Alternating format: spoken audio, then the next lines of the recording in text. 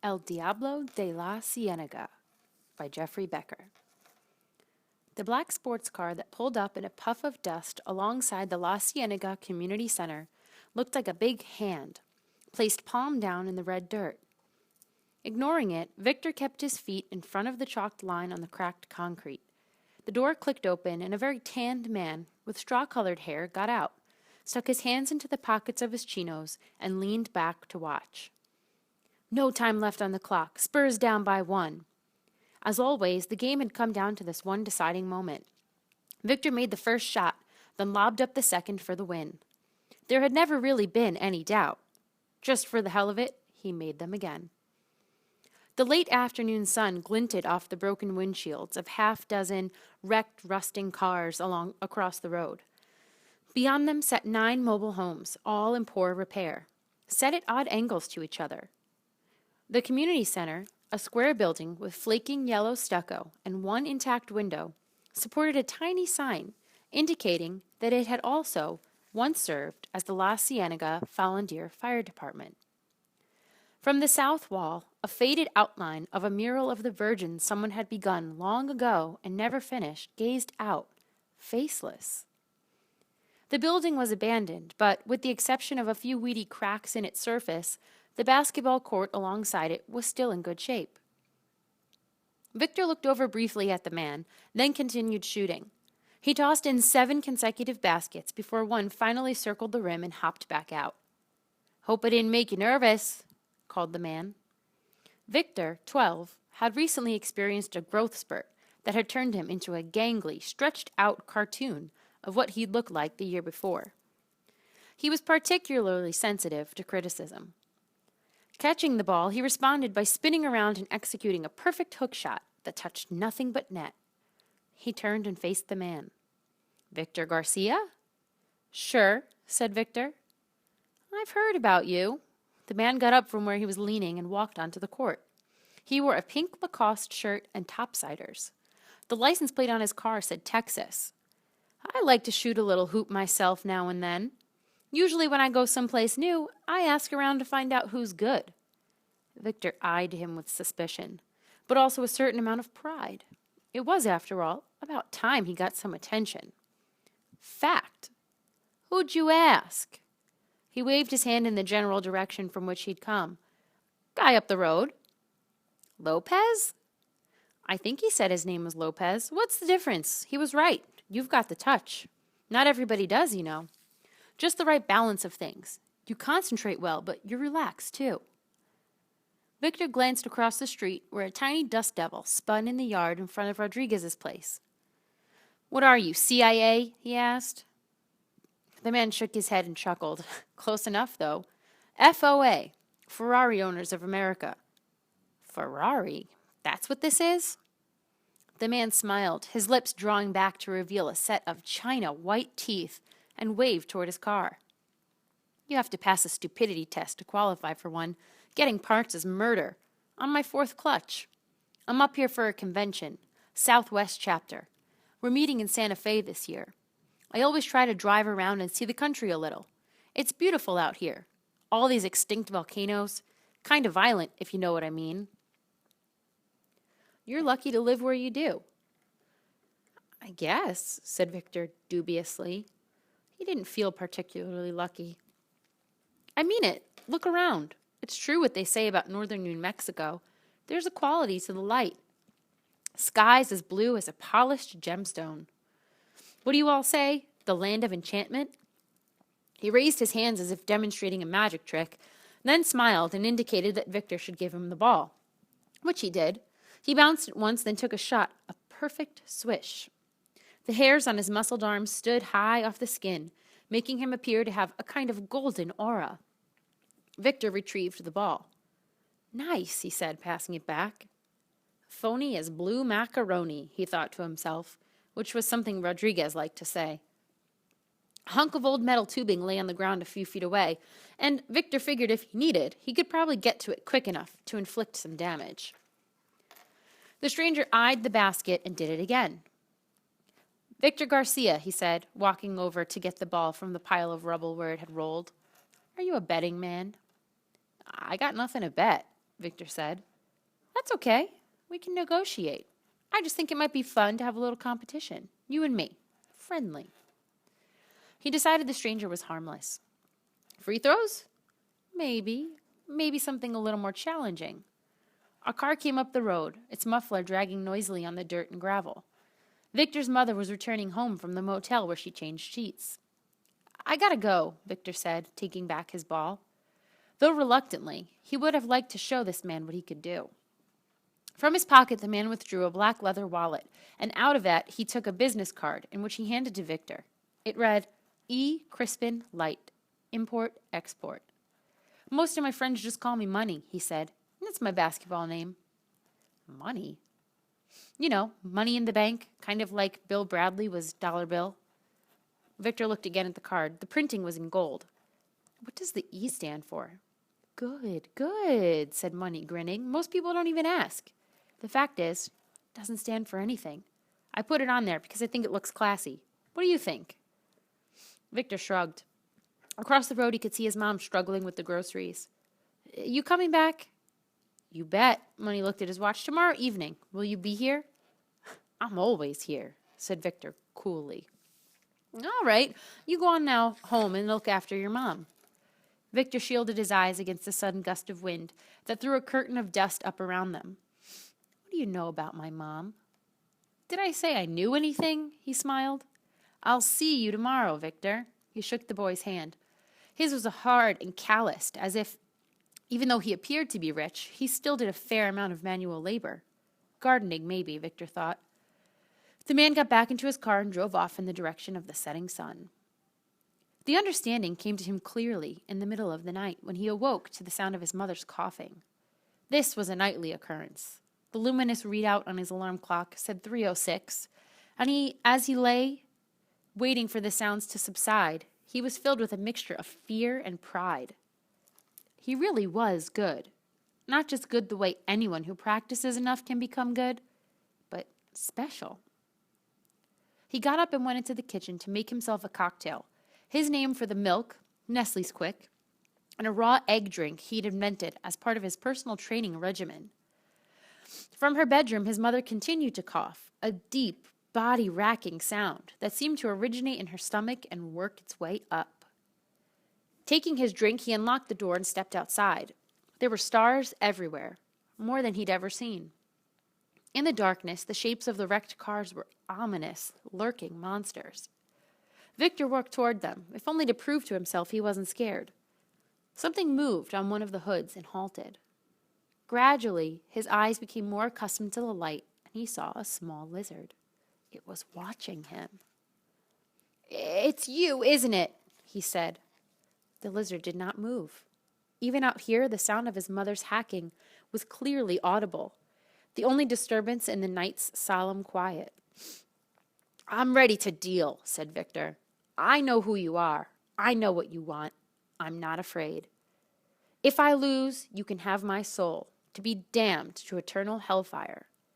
But if I win, I want you to make my mom okay again. He paused for a moment, considering whether to throw in something else too, like $1 million or a starting position with the San Antonio Spurs. But it seemed to him that if he were to be fighting the forces of darkness, it would be best to keep his own motives as pure and true as possible. Tomorrow, he said, sundown. The lizard continued to look at him. Then, to Victor's astonishment, it nodded its head once and scurried away. As he passed his mother's door on his way back to bed, Victor stopped and whispered, It's all right. I'm taking care of everything. But E. Crispin Light did not appear the next evening. Victor spent over 2 hours on the basketball court, dribbling, shooting, working on the basics, keeping his eye out for that black sports car. It was too bad because his shooting was dead accurate. He hit 19 out of 20 from the free throw line. He felt certain that he could have beaten all corners, even an emissary from the Prince of Darkness. Eventually, as the light began to fade, he put his ball under one arm and walked home. His mother was watching Wheel of Fortune. If only I could spell a little better, she lamented. I'd go to Hollywood and clean up on this game. She held a small clay pot in one hand and a paintbrush in the other. She picked up extra money, painting Anasazi designs onto local pottery for sale to tourists. She was very pale. Victor's father had been Mexican, but his mother was from California, a thin woman of Irish extraction, with large, sad eyes. Though she'd been sick now on and off for the better part of a year, she refused to go to a doctor. They had no insurance. Her one gesture toward her health had been to quit smoking, but it had only seemed to make the coughing worse. She held out a pot. Want to try one? Victor shook his head. I'm thinking, he said. What you need is some friends, she said. You spend too much time alone. I don't need no friends, he said. I don't need any friends. She raised her eyebrows, then drew a line around the lip of the vase. Oh, Alabaster caught a lizard this morning. Tore the poor thing to bits. Victor swallowed hard. A lizard? You know, one of those grayish ones. Alabaster, who was part Persian, lay in the windowsill, cleaning her paws. Victor stared at her, trying to see if she looked any different. After all, he reasoned, it might have been any lizard. Are you all right? His mother asked. You look a little pale. I'm fine, he said. How are you? On a scale of 1 to 10, today was about a 4, I'd say. It's going to get better, he told her. Then he excused himself and went to his room. The plaza in Santa Fe was filled with Ferraris, all of them polished to a radiance, reflecting sunlight, smelling richly of gasoline and leather. They were arranged by year and model, scores of them parked side to side, their owners hovering about, keeping a wary eye out for the people who might ignore the "do not touch" signs in the windshields. Victor locked his bicycle and wandered among the automobiles, looking for one in particular. After making almost a complete circuit of the plaza, he found it, wedged in among 6 others of the exact same style, but the only black one with Texas plates. He looked around for money, but he was not in the immediate area. Victor peered in, cupping his hands to the tinted glass, half expecting to see a dance of writhing, tortured souls. The inside did look like another world, but only a wealthy one. The control panel was polished walnut, the seats a deep red leather. There was a Willie Nelson cassette tape in the tape deck, and a New Mexico highway map on the dashboard. A little disappointed, he stuck his hands into his pockets and turned. Hello, Victor. For a Texan, Money had almost no accent at all. He wore sunglasses and a maroon golf shirt. What happened? Said Victor. You didn't come. Yeah, sorry about that.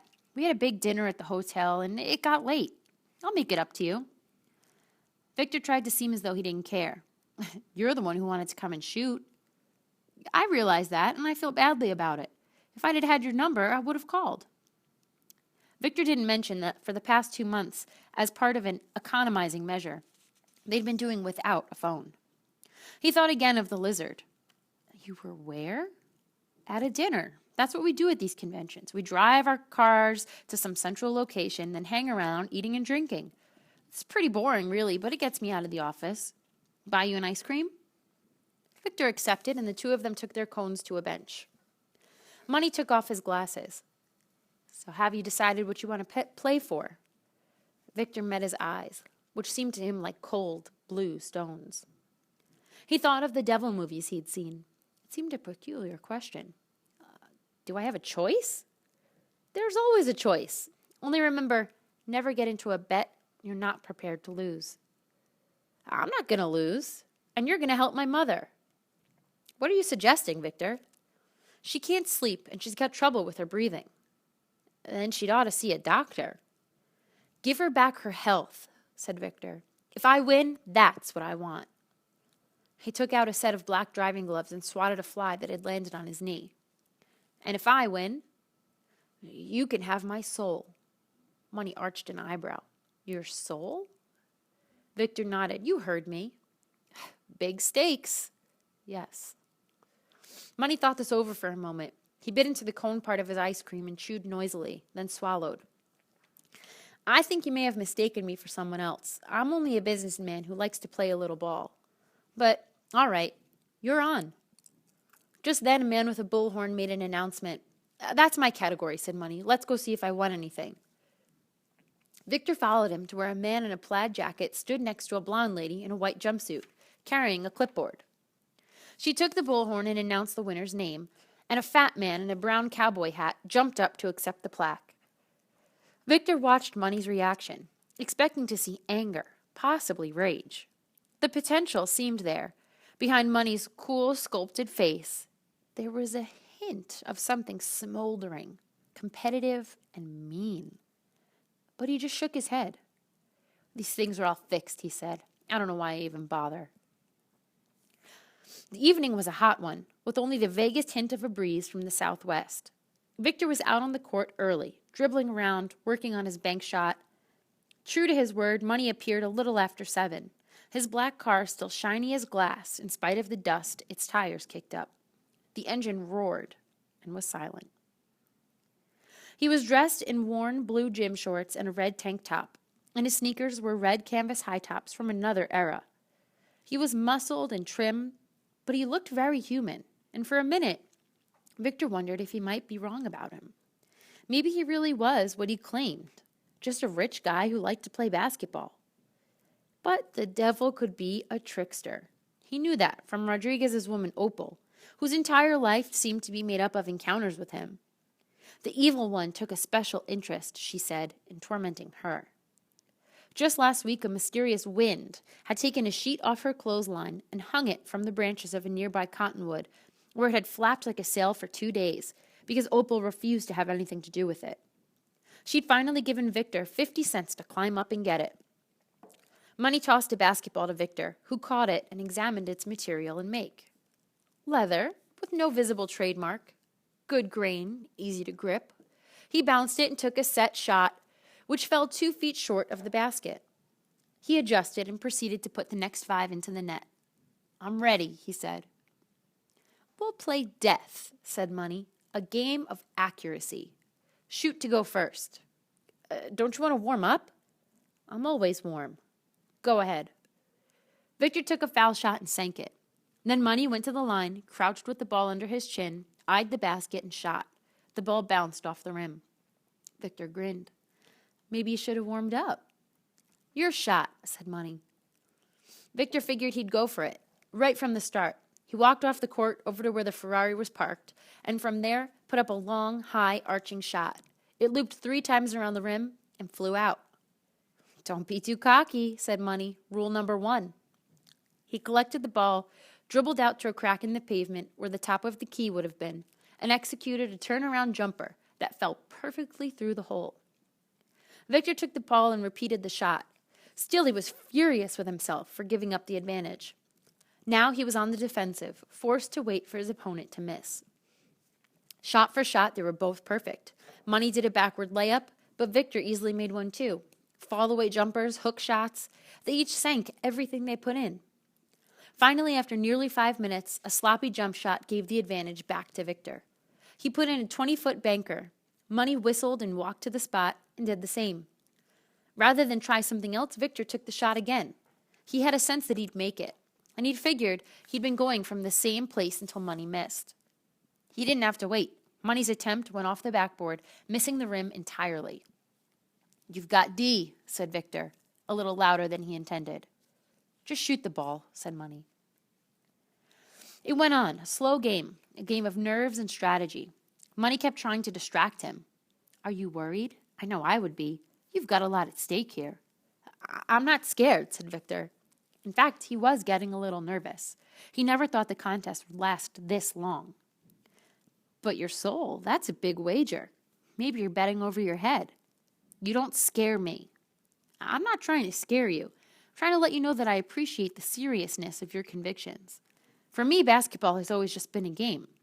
I don't let it obsess me the way you do. That's why I'm going to win, because I have less at stake. I'm more relaxed. If it was just a game to you, how come you came out here to find me? Victor went to the foul line, stood with his back to the basket, and put the ball in backward over his head. Well, said Money, isn't that special? He tried the shot and missed. D.E. for you, said Victor. Within a few minutes, Victor started missing shots, ones he should have been making. Money played with an icy calm, calculating his shots like geometry problems. It was as if Victor thought unseen forces were acting upon him, making him miss. To make matters worse, each time he did, Money smiled at him and said, "Thunk." Pretty soon Victor was behind with 3 letters. Glancing over at the Ferrari, he saw that Alabaster was curled up on the hood, sunning herself. It was, he thought, a very bad sign. "We can quit now," said Money. "I don't mind." "No way." "Don't kid yourself, Victor. You're going to lose, in spite of that name of yours. But it doesn't matter. There's nothing magical about being a good basketball player. It won't do anything for you down the road other than make you wish you spent more time on something more useful. You'll never be a great. You've got no killer instinct. And you're too short." "Stop talking," said Victor. "Just trying to get you to be realistic." Just then, one of Rodriguez's dogs got loose, ran across the street, and began barking at the stranger. Money froze in the middle of the court as the black and white mongrel bared her teeth and snarled, tail flat down as if she expected at any moment to be kicked. Rodriguez himself appeared about after a minute, a beer in his hand, to grab the dog by the collar. "Who's winning?" he asked.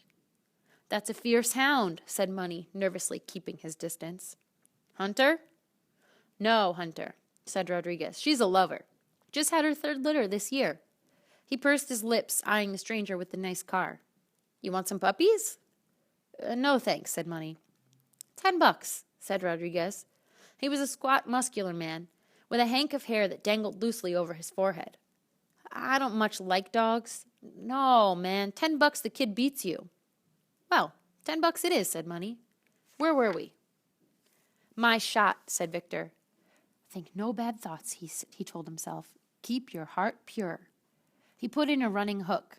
Money made his hook, picked up his own rebound, and bounced the ball back to Victor. "I need another beer," announced Rodriguez, and dragged the dog back across the street. He returned moments later with a 6-pack and settled into the dirt by the side of the court to watch.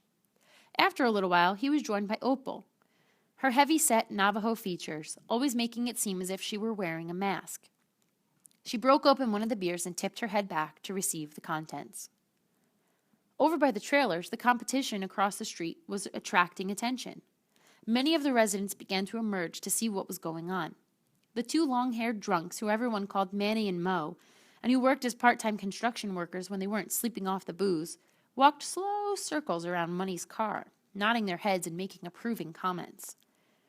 Distracted by them, or maybe just growing tired, Money bounced off the rim.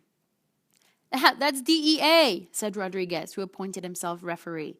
"I know what it is," said Money. Please don't touch the car." There was now a small crowd gathered, nearly 15 people. Somebody brought out potato chips and passed them around. Victor felt as if he were in a spotlight. These were people who generally ignored each other, except for a nod in passing, but there was a real sense of community as they watched the contest. Last to come out was Victor's mother. Shielding her eyes against the slanted light, she looked pale and ghost-like. The wind, which was beginning to pick up, as it always did at this time of day, tossed her house dress around her knees. Victor did a reverse layup. There was a smattering of applause. The sweat stood out on Money's face as he bounced the ball in preparation. Then he moved under the basket and flipped the ball backward over his head. As he did so, one ankle buckled and he went tumbling forward onto the pavement.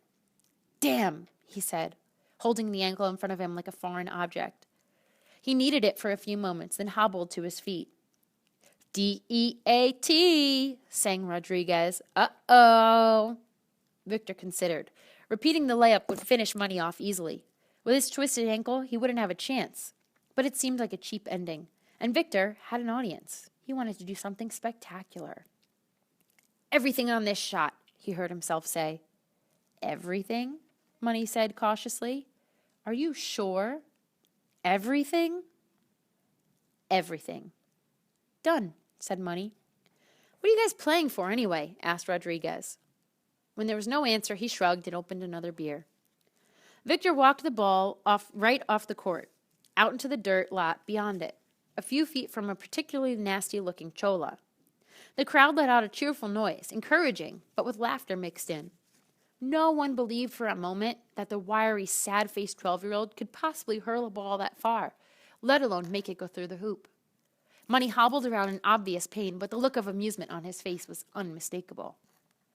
Victor knew in that moment. He looked at the basket and saw how far away he was, that this was impossible. He'd overdone it. He was beyond his range. But he couldn't see any way out now without losing face. In his hands, the ball seemed to gain weight, as if it was filling internally with liquid. Money was still smiling at him. His neighbors watched in anticipation. His mother stood among them, her hands clenched in fists at her sides. He'd blown it, he told himself. He failed to stay pure. Pride was one of the 7 deadly sins. He was pretty sure about this, and his own had brought him to the brink of the abyss.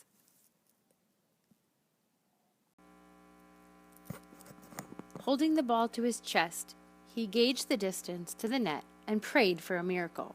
He did not want to die. He tried to imagine what it would be like to spend eternity soulless, in a box, no air, no light, the rough wood pressed up against his face. For a moment he felt as if his feet had grown roots and that his bones extended deep into the earth, into places damp, fungal, and cool. Then he put the ball as high into the air as he could possibly throw it. Moving in what seemed like slow motion, the ball described an orange-brown arc, at the very top of which it hung for a moment, certain to fall short. Then, out of the south, a powerful wind kicked up, and for a moment the whole world seemed to shake. Tumbleweed rolled around the court, and the rim of Rodriguez's beer can was coated with red-brown dust. Descending on the shoulders of the wind, the ball actually cleared the basket, arriving first at the backboard, then glancing smoothly down through the net. Victor screamed at the top of his lungs, and his voice was joined by a chorus of others from across the road. "Never happen again in a million years," said Rodriguez, walking onto the court. "Lucky," said Money, shaking his head. "Hey, man," said Rodriguez, "he beat you fair and square. Pay up." Money hobbled over to his car and brought back a wallet. He took out a 10 and gave it to Rodriguez. "You don't know the kid no cash?" asked Rodriguez. "No," said Money. "I don't." "So what then?" Money shrugged and shook Victor's hand, then went back to his car and got in. "Hey, what about the deal?" said Victor. He suddenly felt anxious, more so than he had been during the game. Money leaned his head out the window and looked at him, long and hard. "I never expected to lose," he said at last. His tinted window hummed and closed, leaving Victor staring at his own reflection. Then the Ferrari's engine fired, coughing dust out around the back tires, spewing gravel behind him. Money pulled out onto the street and headed in the direction of the county road. "Texans," said Rodriguez. "Think they own the world." He spat into the dirt. "You shoot pretty good basketball, my friend, but you don't know the first thing about gambling." He turned and headed back. Opal following at his heels, across the street. Most of the onlookers had already returned to their trailers. Victor's mother put a hand on his head. "Did you bet with that man?" she asked. Victor said nothing. "What did you bet?" He didn't answer. The wind that had come and carried his shot home was gone, and in its place the evening crept in, cool and still. She shook her head in frustration. "I don't know what it is with you these days," she said. "I don't know what you're thinking." She put her forehead up against his and stared directly into his eyes, but he was silent. "Don't stay out too long," she told him finally.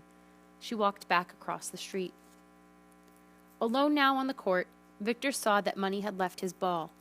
It sat in the dirt, near where his car had been parked. He picked it up and bounced it a few times. The smack it made against the concrete seemed to echo off the surrounding hills, a lonely, casual sound. He felt cheated. Still, something had happened. He knew that. He would not allow himself the easy luxury of disappointment. For a brief moment, the powers of the universe had convened in his fingertips. He watched the lights come on in the different trailers, listened to the sounds of Opal and Rodriguez starting up one of their nightly arguments. He bounced the ball a few more times in the dimming light, watching his shadow move against the pavement, taller than any man's and growing longer with each passing